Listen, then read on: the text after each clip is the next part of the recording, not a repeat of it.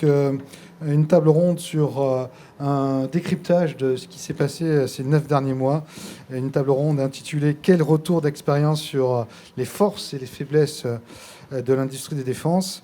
Et pour débattre sur cette table ronde, nous avons le plaisir d'accueillir Hervé Grandjean, conseiller pour les affaires industrielles auprès de la ministre des Armées Florence Parly, Éric Béranger, PDG de MBDA, Bruno Évin, président de Airbus Hélicoptères, et Pierre-Éric Pommelet, PDG de Naval Group. Bonjour à tous. Alors, une question d'entrée pour les trois industriels, Éric Béranger, Bruno Évin et Pierre-Éric Pommelet. Donc vous choisirez l'ordre de passage. Deux confinements de plusieurs mois en moins d'un an.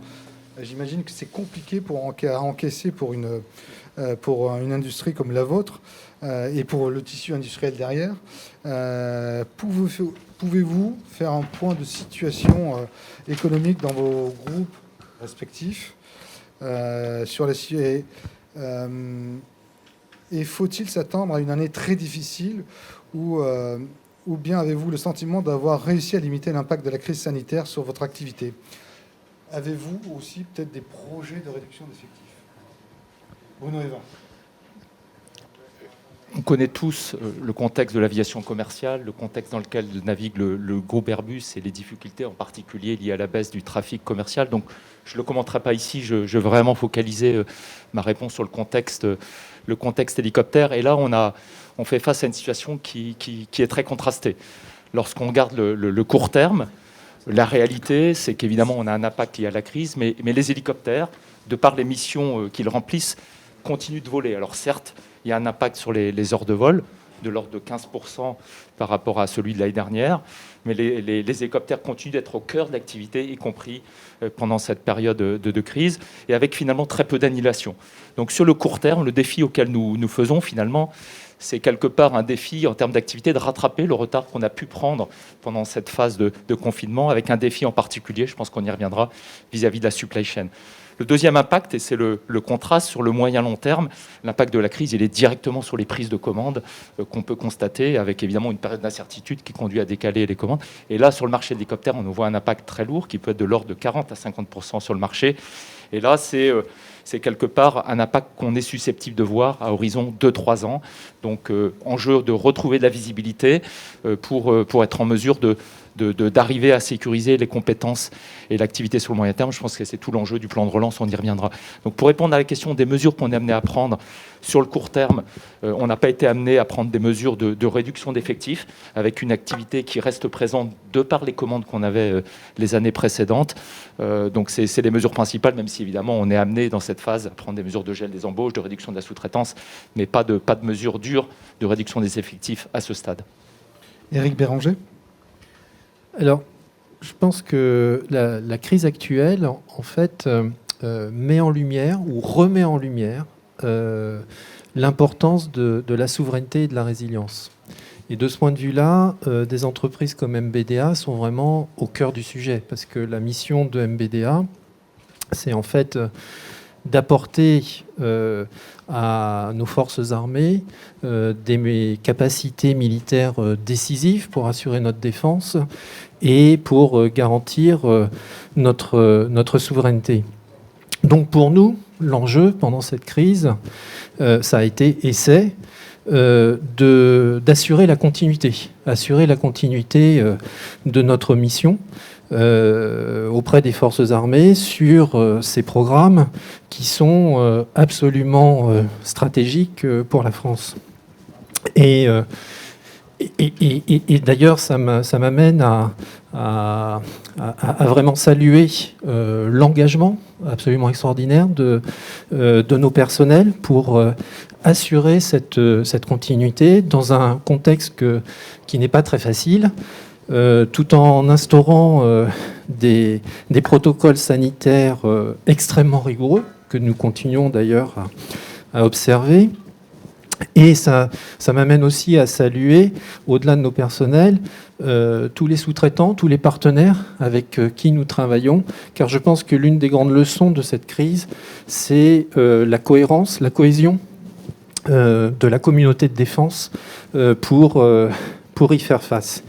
Et donc, cette continuité de l'activité, cette continuité relative de l'activité pour MBDA, ça nous amène à une situation qui est, comme le décrivait Bruno, moins, en tout cas très différente de celle d'autres secteurs où l'activité s'est quasiment brutalement arrêtée. Et donc pour ces raisons, nous non plus, nous n'avons pas vraiment de mesures de réduction d'effectifs. D'autant plus que chez MBDA, nous sommes dans une phase de renouvellement de nos personnels, avec à peu près 10% de... on entend une espèce de Formule 1 à côté de nous, avec à peu près 10% de nos personnels qui partent en retraite en ce moment, chaque année. Donc on est dans une phase très très différente. Donc pour nous aussi, le souci, en tout cas l'inquiétude, c'est également les prises de commandes. Puisque, encore, et en particulier à l'export, puisque une grande partie de notre activité, c'est l'export. Et on a vu, avec cette période où en plus on ne peut pas voyager, une réduction absolument, enfin en tout cas très significative de nos prises de commandes à l'export. Et même si on travaille beaucoup à réduire nos cycles, on est dans une industrie à cycle long. Ce qui veut dire que toute commande qui n'est pas prise aujourd'hui, c'est un trou dans l'activité d'ici 2 ou 3 ans. D'où l'importance vraiment fondamentale de l'annonce qu'a faite la ministre des Armées la semaine dernière, vendredi, sur notre site à Bourges, de la commande du missile haut de trame, le fameux MHT.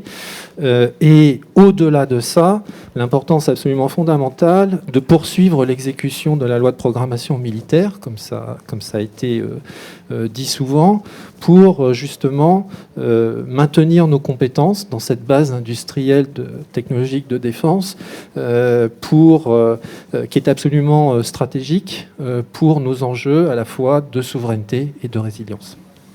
Pierre-Éric Pommelet. Merci. Donc, alors c'est vrai que Naval Group est une entreprise de défense et beaucoup de ce qu'a dit Eric s'applique à l'entreprise. Alors moi, j'ai eu la chance d'y arriver le 24 mars. La France était confinée depuis une semaine. Et donc, j'ai vécu la crise, la tempête dès le départ. Et souvent comparé d'ailleurs Naval Group pendant cette tempête à un navire extrêmement résilient. Puisque la chance d'une entreprise comme la nôtre et d'une entreprise de défense, c'est que dans cette tempête, on n'a perdu aucun client, aucun programme. Et le carnet de commandes ou le plan d'activité qu'on avait le 16 mars, eh bien, finalement, on le retrouve aujourd'hui avec évidemment l'impact de la crise dont je vais dire 2 mots. Voilà, donc navire résilient comme les industries de défense et au service, comme l'a dit Eric. Dans votre question, Michel, si vous me permettez, il y a 2 sujets. Vous parlez des 2 crises, des 2 confinements. Peut-être rebondir là-dessus. En fait, le deuxième est très différent du premier. Et c'est vrai que le premier nous a servi aussi à apprendre un certain nombre de méthodes, de fonctionnement, de façons de faire, qui se révèlent être extrêmement efficaces dans le deuxième. Le télétravail, par exemple, c'est vrai que Naval Group est passé de quelques dizaines de télétravailleurs à plusieurs milliers du jour au lendemain. On a appris en marchant et on s'en donnait les moyens, et le deuxième confinement a été beaucoup plus efficace. On a appris à organiser nos activités avec des contraintes, de confinement, de distanciation, de protocoles sanitaires, et finalement en étant capable aussi de les graduer en fonction de l'état sanitaire ou de l'état de la crise.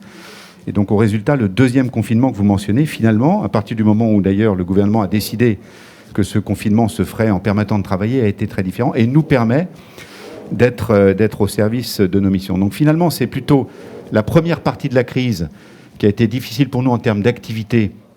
Et vous parlez de la situation financière, c'est vrai qu'on a perdu du chiffre d'affaires dans l'année, parce qu'après on le retrouvera dans les années qui viennent, donc qui crée une situation économique difficile pour l'année 2020, puisque n'ayant pas le chiffre d'affaires, on va être en manque de ressources de capacité, on a dû faire des plans d'économie. Mais le deuxième confinement, finalement, se passe plutôt bien, voire même très bien, puisqu'on a appris à fonctionner. Et donc, et ça nous rend confiants, et confiants sur finalement la suite de cette crise, parce que même si elle est extrêmement perturbante dans notre vie de tous les jours et elle nous touche, Il n'empêche que je pense qu'on a réussi à trouver des modes de fonctionnement, alors dans des entreprises comme les nôtres, qui ont de la charge de travail et qui nous permettra d'être efficaces demain. Le deuxième point que je vais commenter, c'est qu'il m'a semblé extrêmement important pendant la crise, justement, de garder ces perspectives de charge, d'embauche, d'espoir, et on a tout de suite focalisé vers la jeunesse. Et un des premiers engagements que j'ai pris en arrivant, c'est que le nombre d'apprentis, 400, sur lesquels on s'était engagé avant la crise, serait tenu. Et le résultat, c'est que finalement, il sera même dépassé. Parce que dans ces moments difficiles, je pense que des entreprises comme les nôtres doivent aussi trouver les moyens de rendre à la nation ce qu'elle nous donne, et que cette souveraineté et ces commandes soient aussi l'occasion d'entraîner une jeunesse dans des activités. Je pense que nous avons bénéficié pendant cette crise d'une certaine attractivité, parce que oui, on est résilient et on représente d'une certaine mesure l'avenir de certaines activités. Merci Pierre-Éric Pommelet. Hervé Grandjean, vos fonctions vous donnent un formidable poste d'observation sur la filière défense. Une fois la sidération des premiers jours du premier confinement passé, avez-vous été surpris par la résilience de cette filière ou pas ? Merci Michel. On entend effectivement beaucoup ce terme de sidération. Pour ma part, je considère qu'il n'y a pas vraiment eu de sidération. Il y a effectivement quelques entreprises qui ont fermé pendant quelques jours, le temps d'adapter leur processus de fabrication, de passer sur un mode de travail à 2 équipes, d'implémenter des mesures sanitaires. La ministre s'est beaucoup déplacée pendant le premier confinement dans le respect des règles sanitaires sur beaucoup d'emprises industrielles. Pierre-Éric Pommelet et Éric Béranger s'en souviennent. Ce qu'on a constaté, c'est beaucoup de calme, un esprit de responsabilité et une très forte envie de travailler. Très rapidement, Florence Parly a écrit aux 4000 patrons d'entreprises de défense en France, petites, moyennes et grandes, avec un message qui en substance était celui-ci, qui était petit 1, la lutte contre l'épidémie est absolument prioritaire, donc il nous faut respecter les gestes barrières, mais petit 2, la vie économique doit continuer, et singulièrement, les industries de défense doivent continuer leur travail.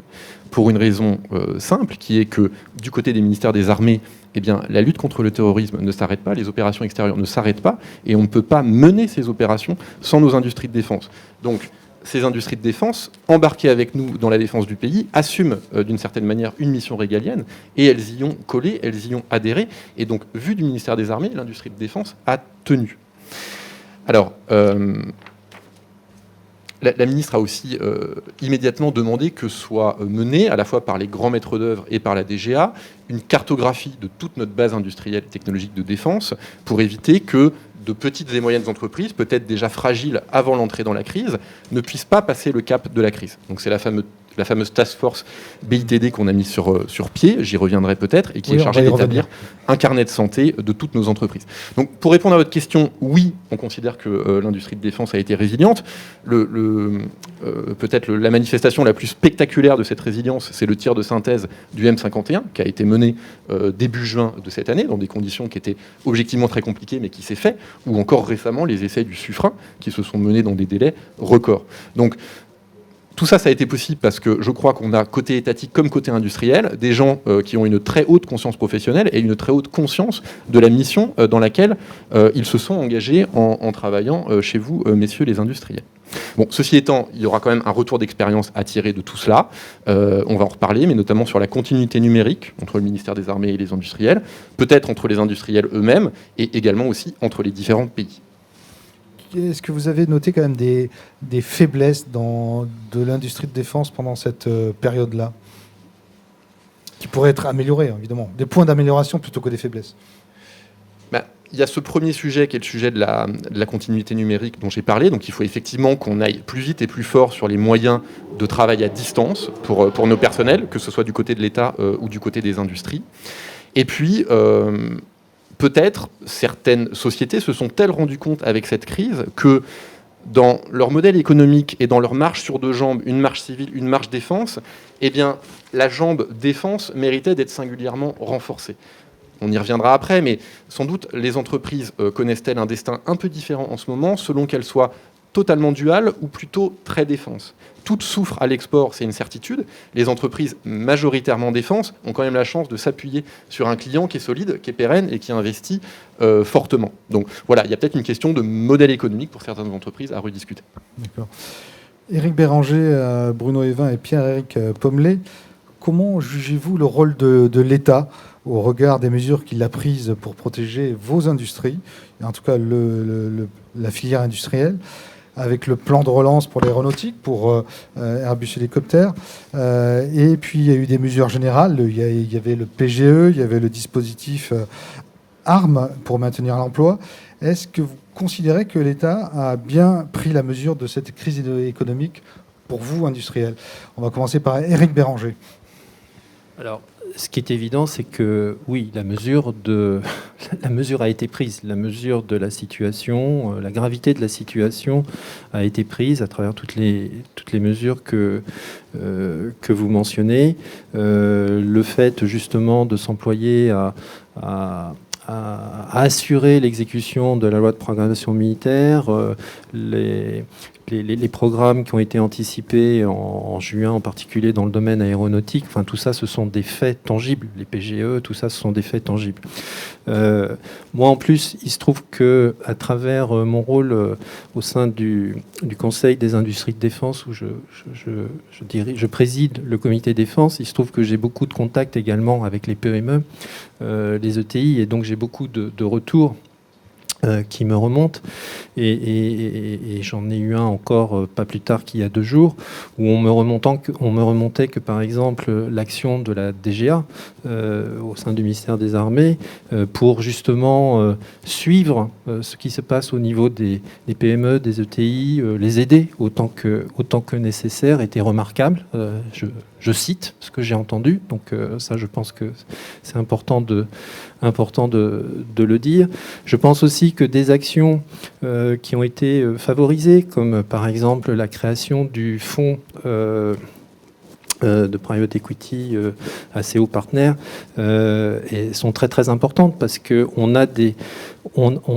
il est absolument essentiel de protéger nos compétences dans cette base industrielle et technologique de défense, et cette période a été difficile en termes de liquidité, donc il fallait travailler effectivement sur les PGE, il fallait que les grands donneurs d'ordre comme nous fassions tout ce que nous pouvions pour soutenir notre écosystème. Ça a été une très grande action, par exemple, au sein de MBDA, mais il faut également protéger nos petites et moyennes entreprises, éventuellement d'actions au niveau capitalistique. Et là, vraiment, beaucoup d'outils ont été mis en place, et ça, je pense que c'est absolument essentiel, oui.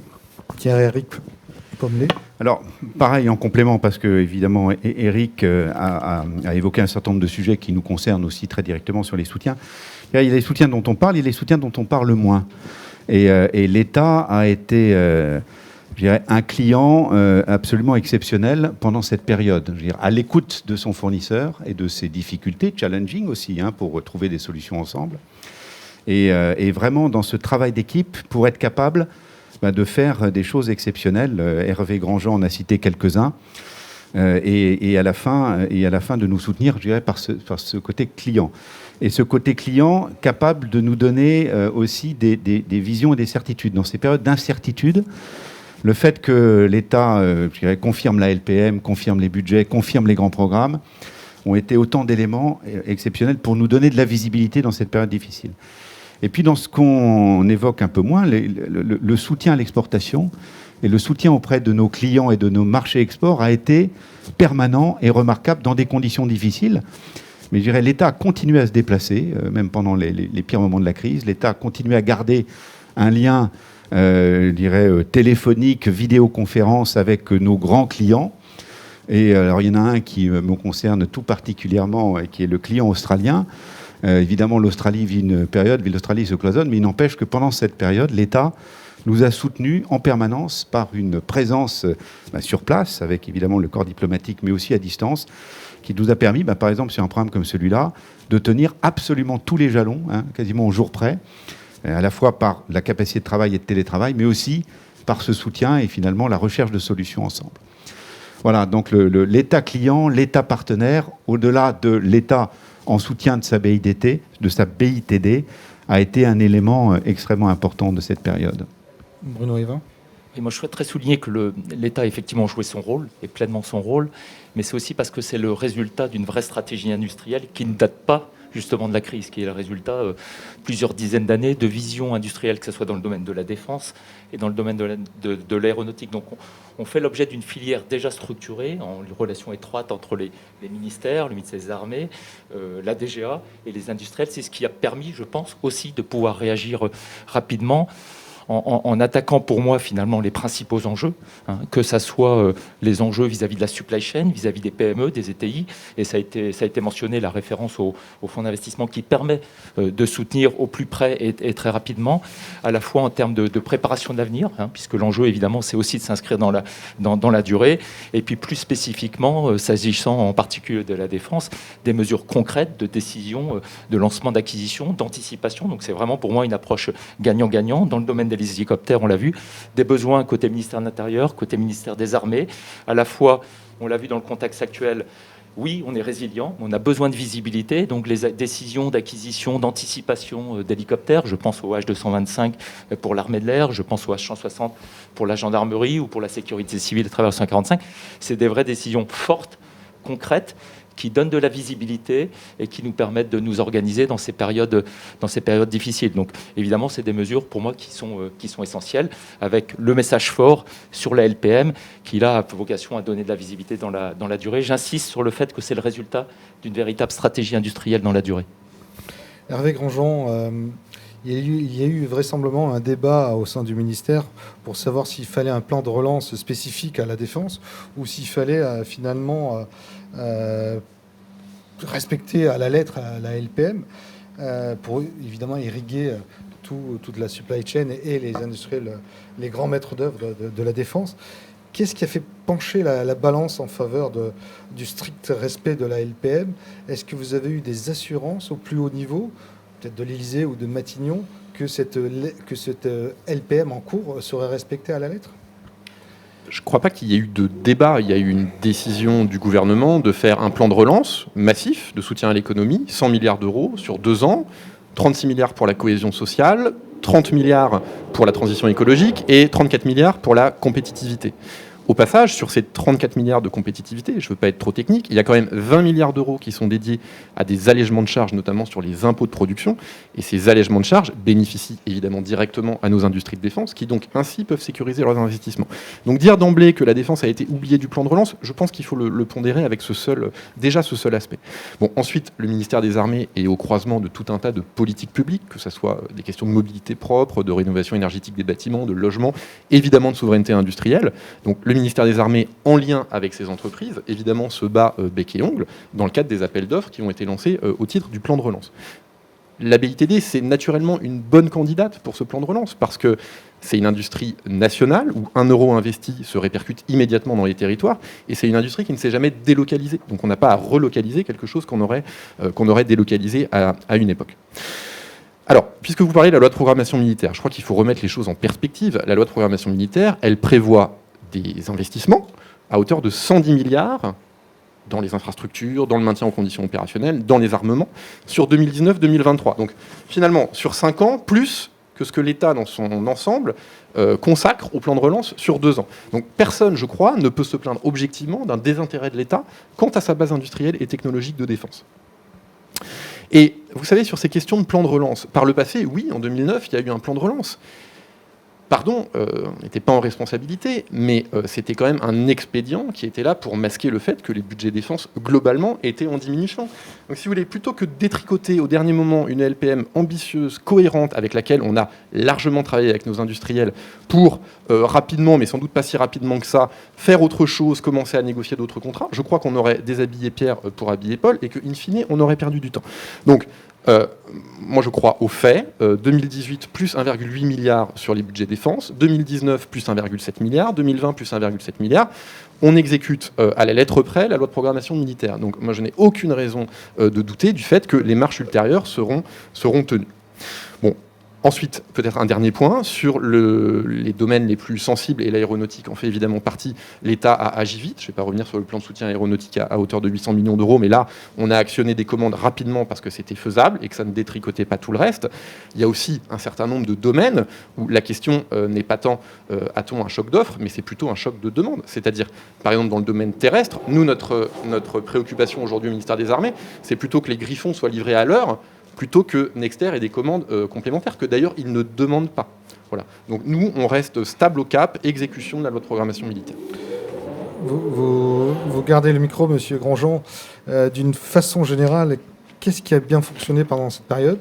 Je parle en termes de livraison de MCO. Est-ce que vous êtes satisfait de la prestation, entre guillemets, des industriels? Et a-t-on un benchmarking avec des pays référents dans la défense? Est-ce que la France est comportée de façon raisonnable et est restée dans le peloton de tête des industries de défense de haut niveau? Alors, malheureusement, on n'a pas de benchmarking disponible, donc je vais me concentrer sur le strict caractère national. Dès le début, on a donné finalement nos priorités opérationnelles avec les industriels. C'était essentiellement la dissuasion, les opérations extérieures, la posture permanente de sûreté aérienne et maritime. Et sur tous ces volets-là, l'industrie n'a pas failli et nos opérations ont continué. Donc, par exemple, le MCO des SNLE à l'île Longue ne s'est jamais arrêté. L'activité Rafale, que ce soit en OPEX ou que ce soit sur le porte-avions, n'a jamais été impactée. Et nos MRTT dotés de kits Morphée, on s'en souvient, n'ont jamais arrêté de voler. Donc on considère que de ce point de vue-là, le maintien de l'activité et la prise en compte de nos priorités ont été très bien vus en lien avec l'industrie de défense. Alors dans le même temps, il ne faut pas s'en cacher, on a dû refroidir certaines opérations, certains rétrofits capacitaires, certains chantiers de maintenance intermédiaires ou plus majeurs. Donc oui, on a contracté une dette quelque part, soit en termes de MCO, soit en termes de livraison. On estime que d'ici la fin de l'année prochaine, d'ici fin 2021, toutes ces dettes qu'on a pu contracter, qui n'étaient pas massives mais qui existaient, auront été résorbées.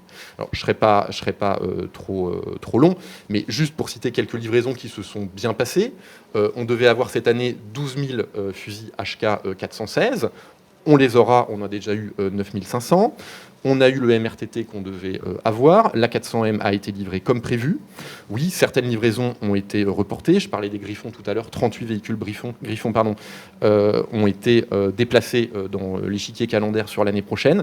Mais encore une fois, les essais du M51, les essais du Barracuda, les essais du Jaguar montrent que l'industrie de défense s'est extrêmement bien comportée pendant cette crise. Éric Béranger, Bruno Evin et Pierre-Éric Pommelet. On commencera par Pierre-Éric. La période a été compliquée au niveau organisationnel dans les industries. Comment avez-vous fait pour vous mettre en capacité de continuer à livrer aux armées les équipements et de maintenir ce haut niveau de MCO que vous avez aujourd'hui? Pierre-Éric. Alors, bon, vous avez raison de dire que ça a été compliqué. C'est vrai que dans les premières semaines, il a fallu repenser un certain nombre de modes de fonctionnement.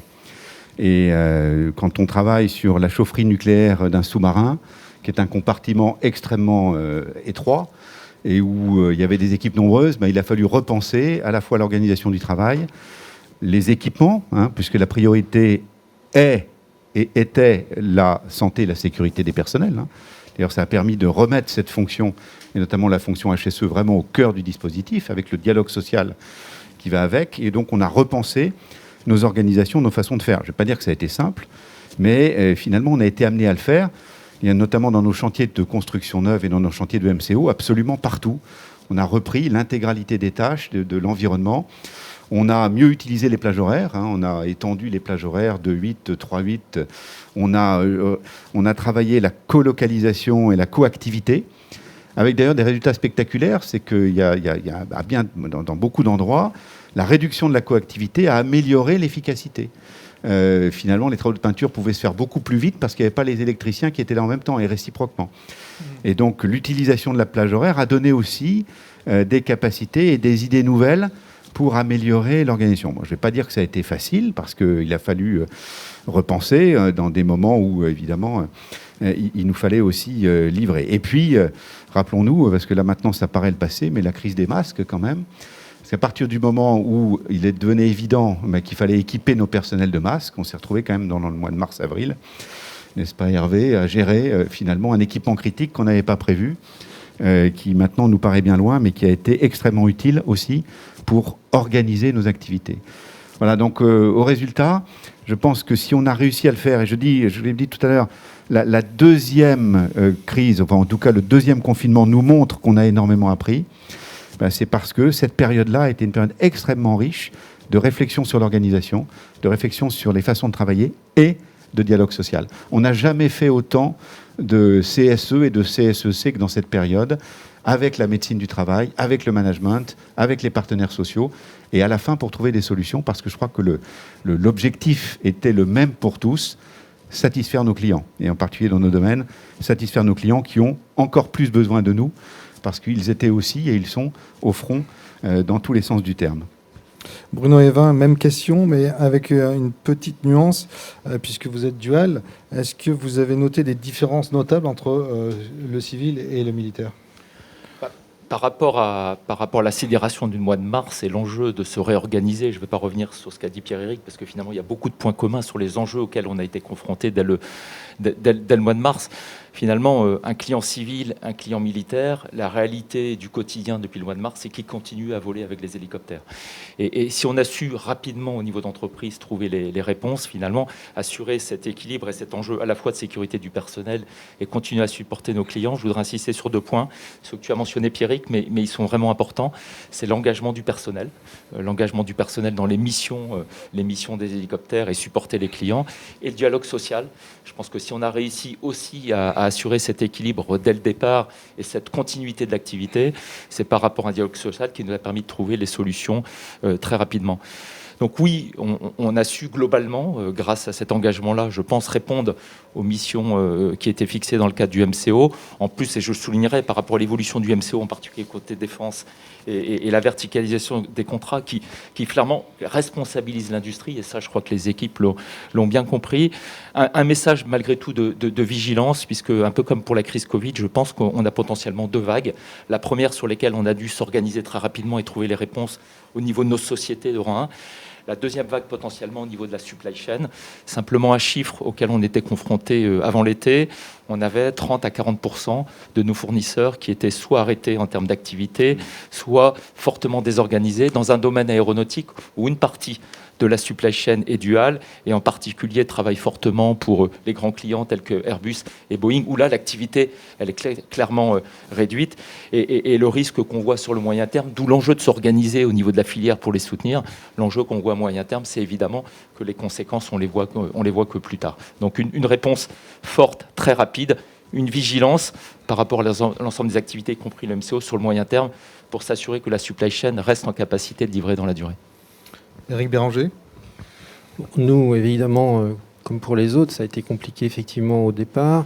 Dès que les personnels ont été en sécurité, la première priorité, la première action, ça a été de travailler avec notre client, pour commencer, pour déterminer quelles étaient les priorités. Comme l'a dit Hervé Grandjean, il a fallu, au départ, vérifier qu'on était bien aligné sur les priorités à traiter en termes de programme. Après, tout a été dit, l'engagement des personnels. Justement, l'engagement des personnels, ça vous a surpris, cet engagement des personnels Oui et non. C'est-à-dire, le non, c'est qu'on est on est dans un type d'activité très particulier, et donc... Enfin, tous les jours, je vois le dévouement des gens. C'est même pas c'est plus que de la passion, c'est du dévouement. Et donc ça, je le vois tous les jours. Et bien, même malgré ça, j'ai encore été surpris par la profondeur, si je puis dire, jusqu'où ça allait. Donc non, ça, je pense que c'est vraiment remarquable. Et donc l'engagement des personnels, le dialogue social, effectivement. Simplement, ce que je rajouterais peut-être par rapport à ce qui vient d'être dit, c'est qu'on a réagi en tant que communauté de défense. Et moi, ce qui m'a frappé, c'est d'une certaine façon cette solidarité, cette cohésion de la communauté de défense. D'une part, du côté de notre chaîne de fournisseurs, qui eux aussi se sont organisés, parce que tout seul, on ne pourrait pas faire grand-chose sans eux. Et donc, eux aussi se sont organisés. Et ce n'était pas facile pour eux, de même que pour nous. Et puis aussi du côté de nos clients, parce que si on est capable, par exemple, de faire des tirs d'essai Suffren avec Naval Group et avec le client pour mettre un bâtiment en service, bah, c'est parce qu'il y a aussi un client qui arrive à se rendre disponible, qui arrive à s'organiser pour venir faire ses tests, pour venir prendre livraison des matériels. Suffren, c'était récent, mais on a eu des tas d'exemples en avril, mai, juin, où le client s'est organisé. Et donc, moi, ce que je soulignerais aussi, c'est le fait que ça a été vraiment un travail d'équipe. Merci Eric Béranger. On va aborder la thématique exportation et relations avec les clients à l'export. Vous, industriels, vous êtes tous engagés sur nombreuses campagnes.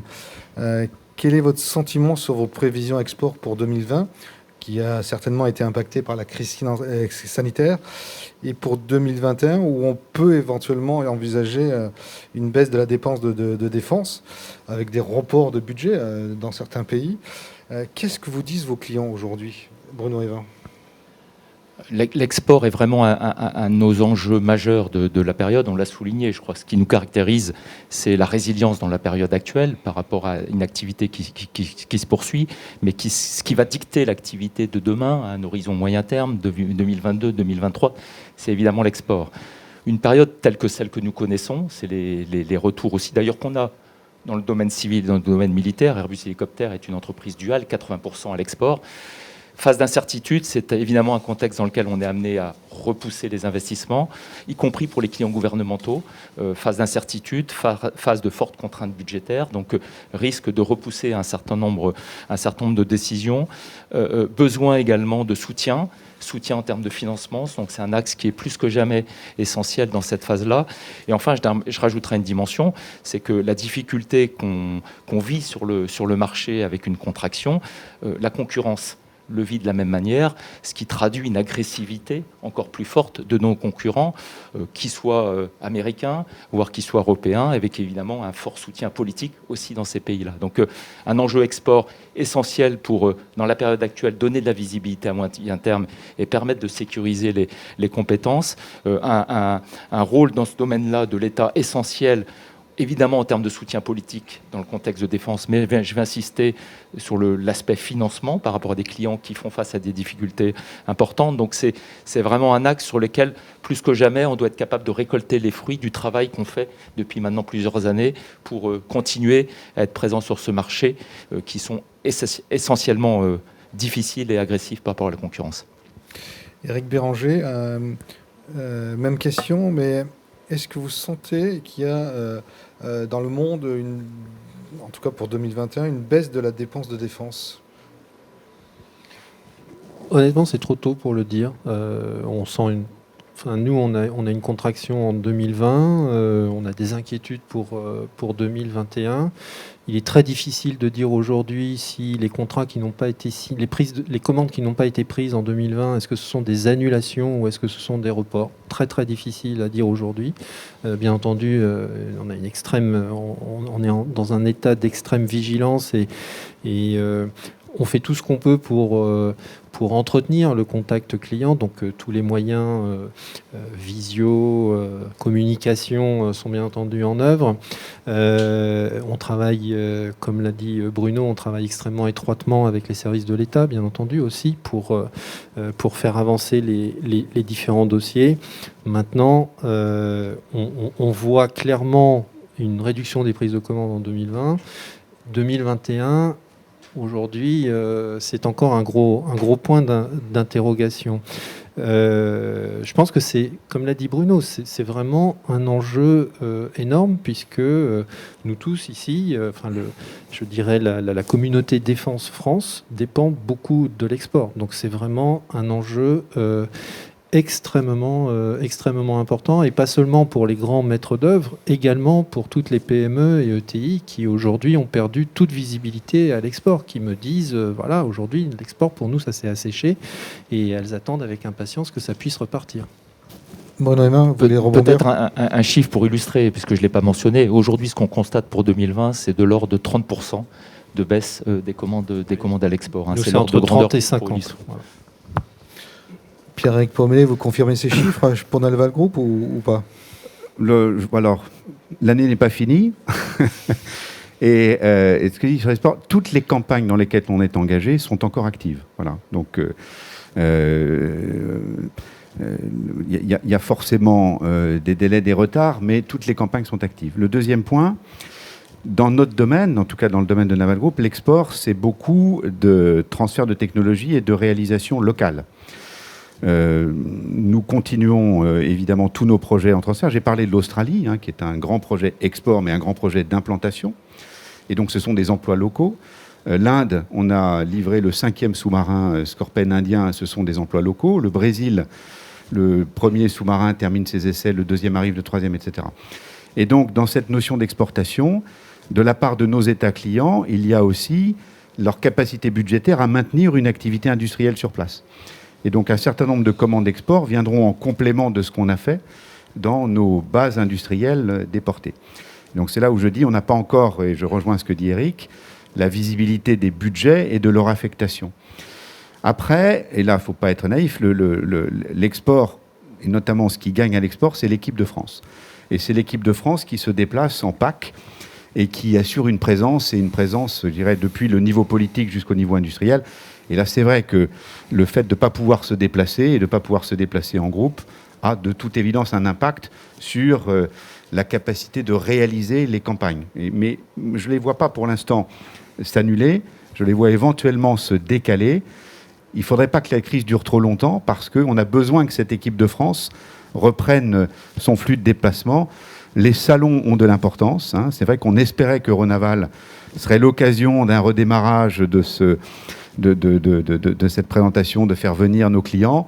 Bon, tous les salons internationaux s'arrêtent, c'est quand même un handicap. Voilà, donc pour l'instant, les campagnes sont toujours là. Comme je l'ai dit tout à l'heure, le contact existe, et notamment le contact de l'équipe de France. Et il ne faudrait pas que ça dure trop longtemps, parce que c'est vrai que si on est dans une crise de plusieurs années, là on verra un impact sérieux sur nos prises de commandes. Mais dans nos industries de temps long, c'est pas tellement l'année qu'il faut regarder, c'est la réalisation effective des campagnes, sachant que la durée des campagnes est de plusieurs années.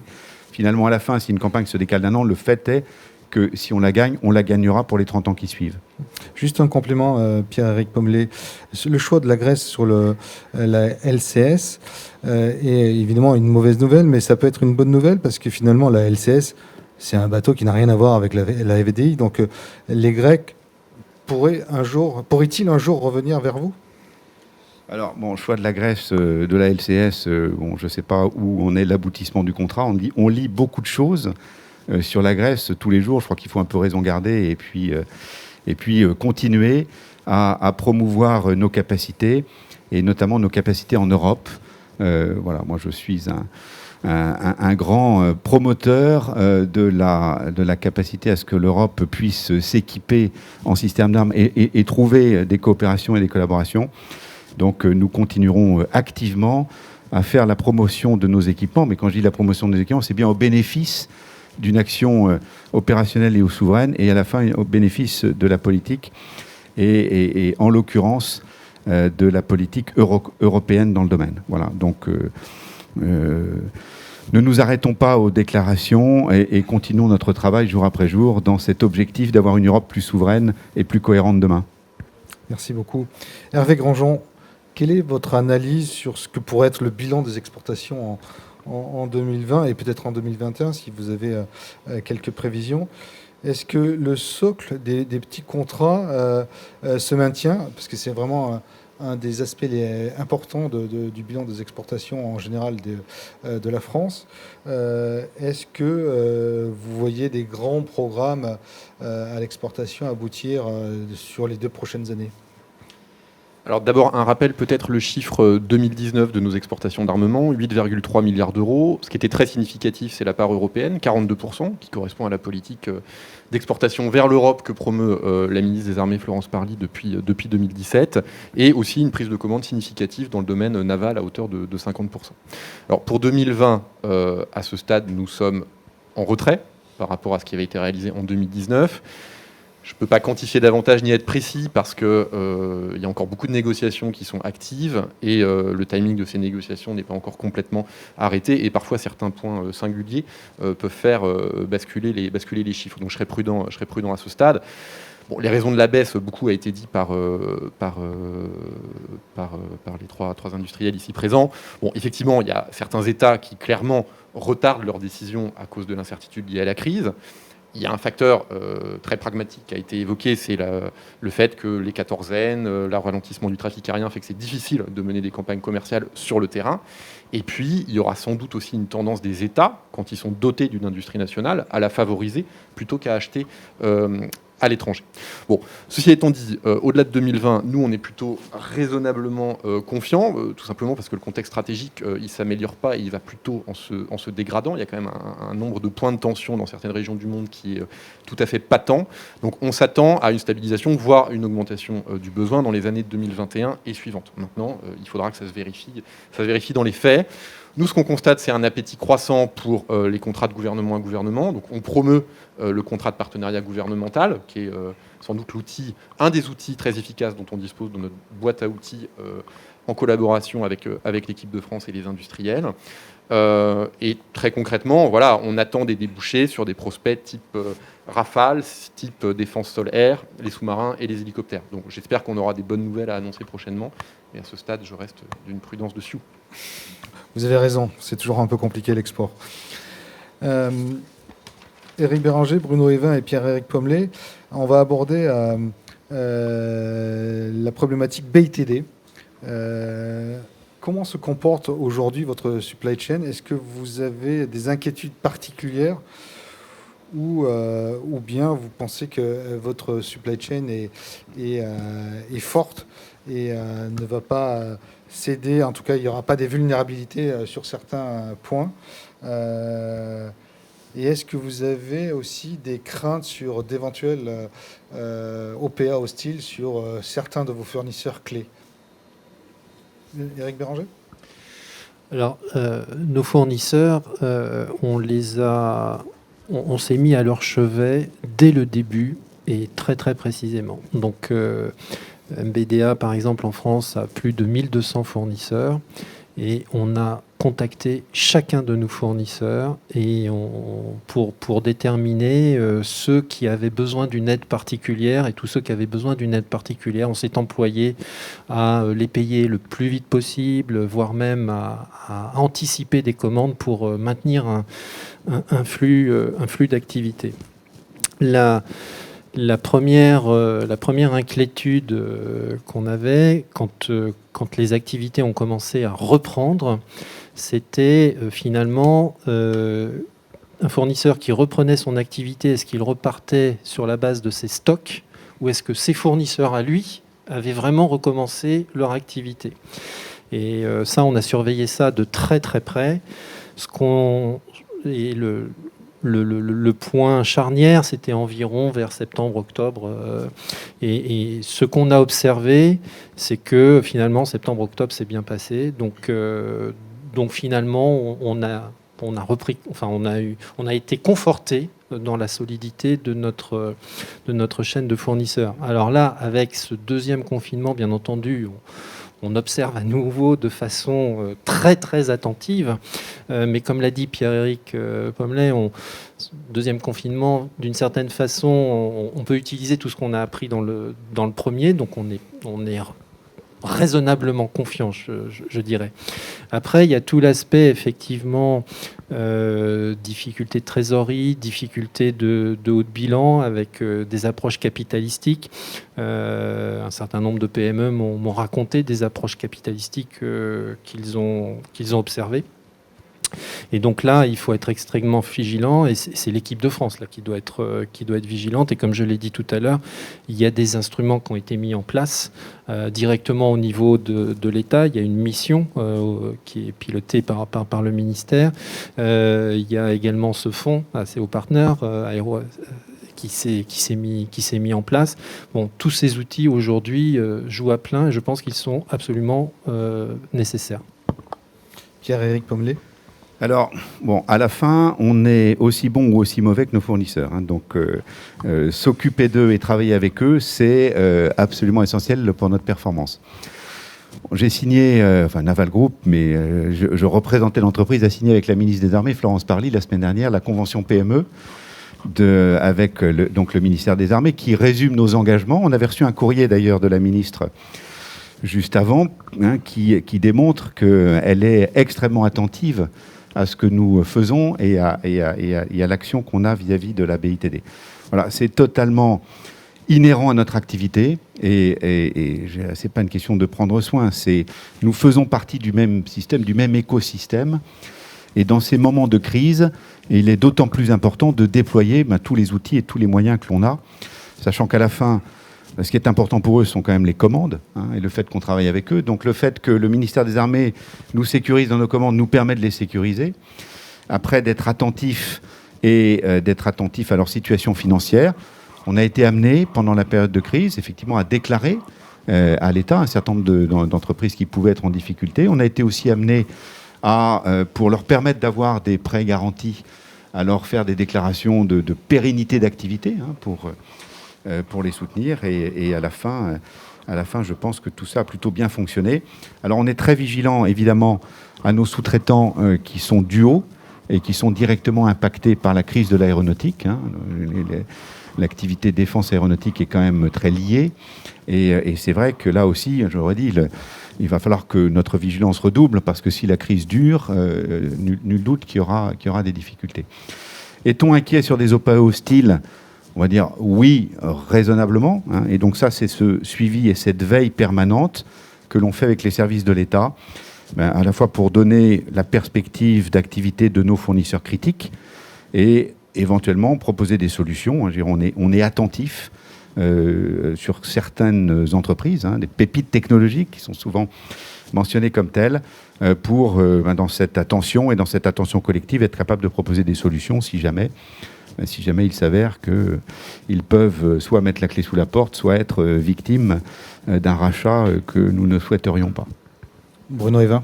Oui, je reprendrai le terme d'écosystème. Clairement, la compétitivité, l'innovation des industries de défense aéronautique est un tout, et donc vient en particulier aussi du tissu de PME, de TI. Donc c'est là aussi, dans cette crise, on voit qu'on bénéficie de la structuration de la filière, que ce soit dans le domaine défense, avec l'action du ministère, que ce soit au niveau des organes tels que le GIFAS. Donc clairement, là on bénéficie de cette structuration, de cette vigilance. Un point d'attention, ça a été mentionné par Pierre-Éric, mais en particulier dans le domaine de l'aéronautique, on le voit bien au niveau d'Airbus Hélicoptère, avec une chaîne de fournisseurs qui est commune à Airbus, parfois à Boeing, et on sait très bien que c'est ce secteur de l'aéronautique qui est fortement touché, avec des fortes baisse de cadence, et donc évidemment une inquiétude toute particulière, un suivi tout particulier par rapport à la santé financière d'un certain nombre d'acteurs. Je crois que c'est dans ce contexte-là que les mesures en particulier du plan de relance, de commande, d'anticipation, d'achat d'un certain nombre d'équipements et d'hélicoptères, avec des mesures prises au niveau du ministère d'anticipation de trésorerie, d'anticipation de finances, qui nous permettent aussi de le répercuter au niveau de la supply chain et de la supply chain française en particulier. Donc les mesures sont prises, les mesures sont là, le pilotage est là. Néanmoins, évidemment, une inquiétude par rapport à cette supply chain duale en particulier. Si la crise devait durer, il y a de vrais risques. Alors par rapport à la notion d'OPA hostile, oui, le risque, ne soyons pas naïfs, existe dans l'absolu, mais je pense qu'il y a une conscience très forte de la communauté en liaison avec le ministère. Donc les cas particuliers sensibles sont fortement suivis. Justement, Hervé Grandjean, pour vous, tout est sous contrôle pour la BITD. Est-ce que vous avez des inquiétudes particulières ? Il y a évidemment des sujets emblématiques comme Aubert et Duval, comme Photonis, Silas ou d'autres sujets. Est-ce que tout est sous contrôle pour vous, grâce d'abord à votre action au ministère, avec la DGE et la DGA ? Alors, je ne dirais pas que la BITD ni est en danger, ni est sous contrôle. Je dirais qu'elle s'est adaptée à la crise en revisitant ses processus industriels, notamment, parfois aussi en réduisant ses effectifs. C'est malheureux, mais c'est une réalité. Et donc, immédiatement, la ministre des Armées a souhaité mettre en place un thermomètre, mais pas seulement un thermomètre, aussi des moyens d'action derrière pour ausculter notre base industrielle et technologique de défense et identifier les entreprises peut-être le plus fragiles et dont on aura encore besoin une fois qu'on sera sorti de cette crise. Donc très concrètement, on a mis sur place une centaine de personnes constituées en task force, essentiellement des personnels de la DGA, mais aussi des gens de la Direction Générale des Entreprises à Bercy, qui sont chargés d'aller très concrètement sur le terrain, visiter les usines, les lignes de production, les bureaux d'études, discuter avec le management de ces entreprises, pour finalement bien qualifier la nature de l'aide qui est attendue. Veut-on anticiper des commandes? Cette entreprise a-t-elle besoin d'être recapitalisée? A-t-elle besoin d'un soutien à l'export? Donc, on a identifié 1200 entreprises qui méritent un suivi tout particulier sur nos 4000 entreprises de défense. 1100 ont été visitées à ce jour, on est presque à la fin de l'exercice, c'est tout à fait massif. Et sur ces 1100, 120 ont un état de santé, je dirais, qu'on qualifierait de préoccupant, au sens où elles nécessitent des moyens de remédiation. Donc ça peut être des aides auprès de banques privées pour contracter des prêts, ça peut être des prêts garantis par l'État, ça peut être des choses très triviales mais très importantes, comme débloquer des arriérés de paiement à l'exportation. Donc on a mis en place vraiment tous les leviers dont l'État est capable, que ce soit au plan national ou avec nos relais diplomatiques à l'export, pour aider ces entreprises. Alors, on a complété, je voudrais juste le dire, ces aspects d'aide un peu directs par des aspects capitalistiques, dont ont parlé ces messieurs les industriels. D'une part, Florence Parly a décidé du doublement du fonds DEFinvest cette année.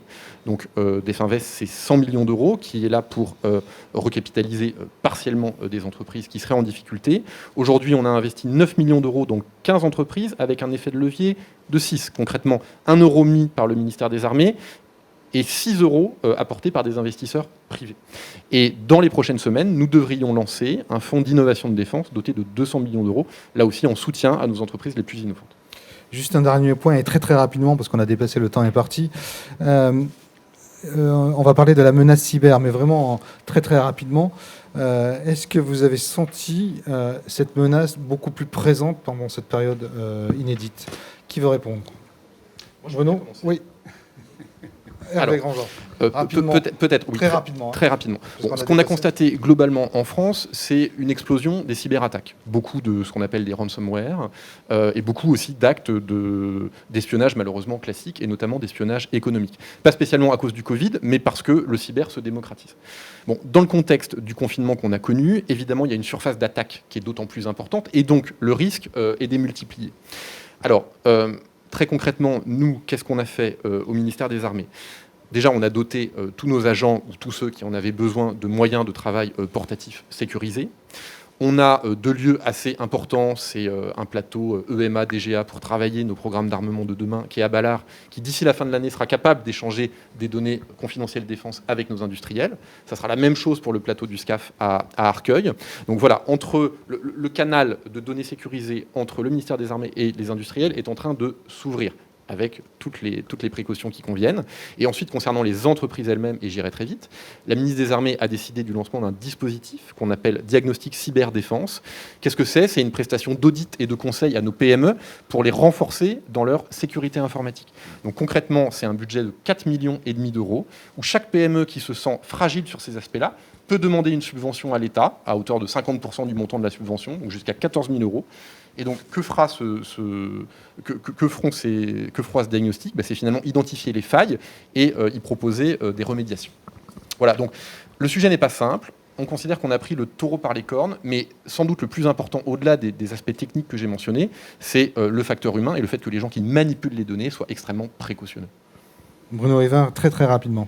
Oui, l'exposition au risque a augmenté à travers le développement du télétravail. De fait, on l'a vu à travers une multiplication des cas de phishing, d'un facteur 4. Donc oui, le risque a augmenté pendant cette période-là. On l'a limité concrètement pour toutes les activités de défense en ne le faisant pas à travers le télétravail, très concrètement, pour limiter le risque. Et puis évidemment en développant la sensibilité. Donc c'est vraiment un point sur lequel, plus que jamais, on doit développer la sensibilité et les mesures techniques en particulier. Voilà. Pierre-Éric. Donc, risque évident, augmentation du risque. Heureusement qu'on s'en était occupé avant la crise. en ce qui concerne Naval Group en mettant en place une action extrêmement robuste en termes de sécurité, d'outils, de moyens, de systèmes de contrôle. On est extrêmement vigilant, il ne faut pas se leurrer. Notre vigilance ralentit notre capacité à faire du télétravail dans nos domaines quand même, hein. Et du coup, on est extrêmement attentif aux applications qu'on met en télétravail, justement, pour ne pas être exposé à la cybersécurité. Eric ? Cyberattaque. Donc très similaire, hein, risque, augmentation du risque, c'est évident. Même réponse que par exemple Bruno, ça passe par la sensibilité, c'est vraiment un travail permanent. Et en plus, dans le cas de MBDA, nous avons des activités qui nous conduisent à ne pas faire circuler certaines choses sur les réseaux. Et donc, alors par contre, de facto, ça veut dire que ces activités-là, effectivement, on ne peut pas les faire en télétravail. Je vous remercie tous les 4 pour ce débat riche et intense. Rendez-vous le 18 juin 2021 pour le prochain Paris Air Forum. Voilà.